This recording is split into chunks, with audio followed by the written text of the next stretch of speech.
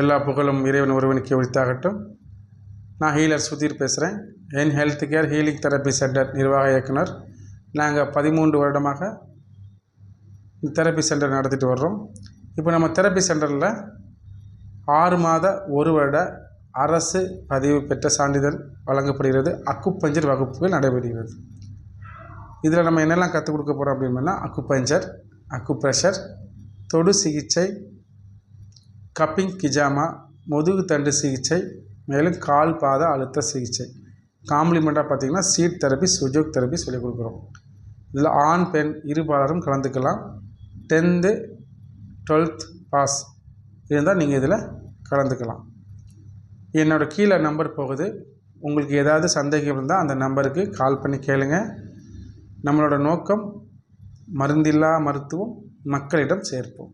நன்றி.